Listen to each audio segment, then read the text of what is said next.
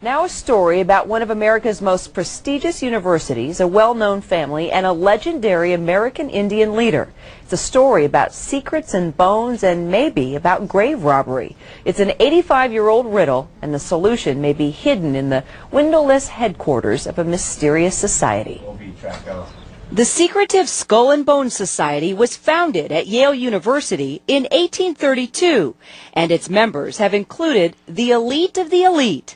President Bush is a third-generation bonesman. He follows his father, former President Bush, and his grandfather, former Senator Prescott Bush. That's where the story really gets interesting. Many years ago, it's said Prescott Bush and other bonesmen dug up the grave of the legendary Apache leader Geronimo in Fort Sill, Oklahoma. Historian Mark Wortman is the author of a new book about Yale men who served in the Air Corps during World War I.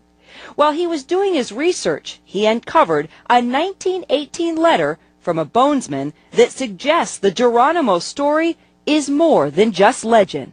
I found it and said, this is amazing. This is quite stunning to see this. It was laid out so clearly in straightforward language, saying we've got Geronimo's skull, femurs, and horse tack, and we've brought it back to the tomb, as they call it, in New Haven.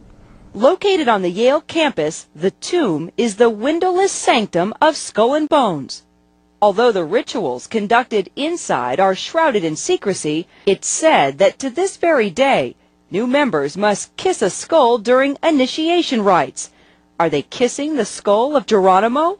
I think that at the time that they took it, they certainly believed that they had his skull, his femurs.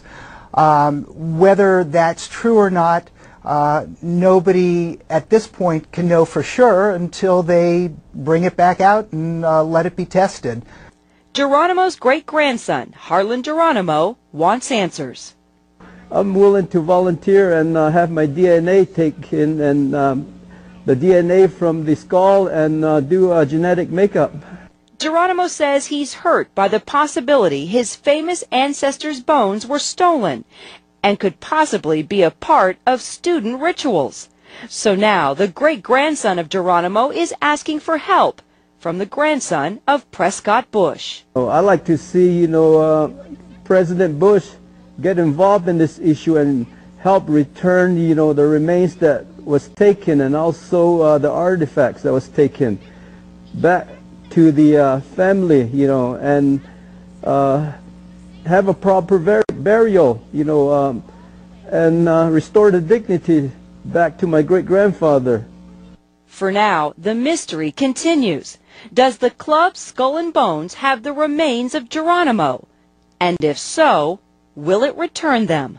If they do have his skull, if they are using it in these kinds of rituals, they need to stop. And they need to understand that they're harming the legacy of Skull and Bones. Correct. According to Apache tradition, when you desecrated a grave like of this nature, you upset the spirits. And sooner or later, the spirits will come after you. And ultimately, it's going to lead in death. That's what, I was told in our tradition. Well, we were unable to get any comment on the story from the Skull and Bones Society, but we did get a comment from Yale. Here it is. Skull and Bones is an independent organization that is responsible for its own activities, finances, etc. Like a number of other organizations, Skull and Bones was founded by Yale students, but it's not a part of Yale. They have their own building and they have their own rules. The statement goes on to say, quote, if something illegal were going on, that would be the responsibility of the New Haven police, but we have no reason to think anything illegal is going on, unquote.